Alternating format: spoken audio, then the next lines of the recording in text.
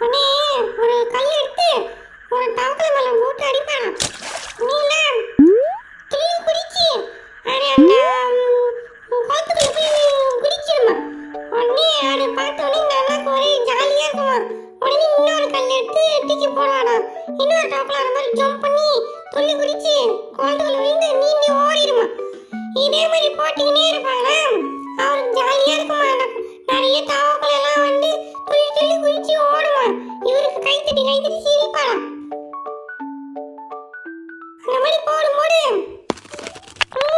தவக்கல மேலெல்லாம் பட்டு அடி போடுமா. அப்புறம் சின்ன சின்ன பூச்சி மேலெல்லாம் விழுந்து நிறைய பூச்சி புழுலாம் நசுங்கிடுமா. அது அந்த அண்ணாக்கு தெரியாது இல்லை. ஆனால் தூக்கி போடுவாங்களாம்.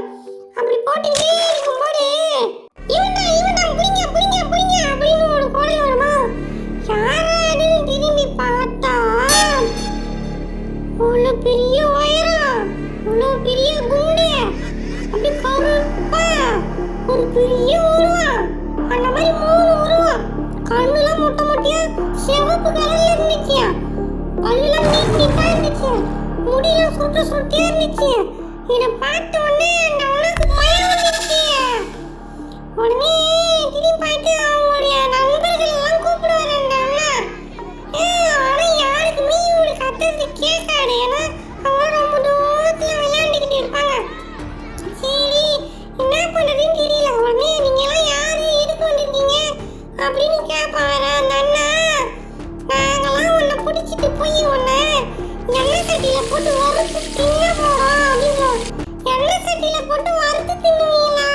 எண்ணெய் சட்டியில வடை தானே போடுவாங்க, என்னெல்லாம் போடலாமா அப்படின்னு கேட்பாங்களா அந்த அண்ணா. ஆமா நீ பண்ண வேலைக்கு அடைதான் பண்ணணும் அப்படின்னு சொல்லுவாங்களா. நான் என்ன பண்ணேன் அப்படின்னு கேட்பாங்களா அந்த அண்ணா. அந்த தவக்கலைகளெல்லாம் கல் எடுத்து அடிச்சல்ல, அவங்களுக்குலாம் வலிக்காதா? எத்தனை புழு பூச்சிலெல்லாம் கல் பட்டுச்சு, அவங்களுக்குலாம் வலிக்காதா? அதுக்கு நீ தண்டனை அனுபவிச்சுதான் ஆகணும். இவனை கட்டி தூக்குங்க அப்படின்னு சொல்லி ஒரு சாக்கு பை எடுத்து கட்ட போவானா.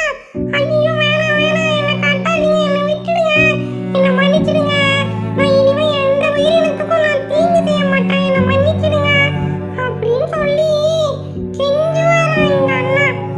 அப்புறமா அந்த பூதங்கள்லாம் மறைஞ்சு போயிருமா.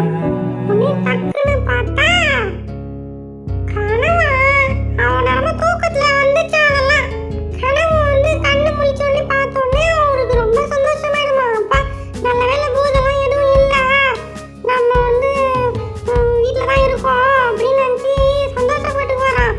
அப்புறம் கனவா இருந்தாலும் சரி நிஜமா இருந்தாலும் சரி இனிமே நம்ம எந்த உயிரினத்துக்கும் தீங்கு இழைக்கக்கூடாது அப்படின்னு சொல்லி நினச்சி போகிறான். இந்த கதையிலேருந்து நமக்கு என்ன தெரியுது? நமக்கு சின்ன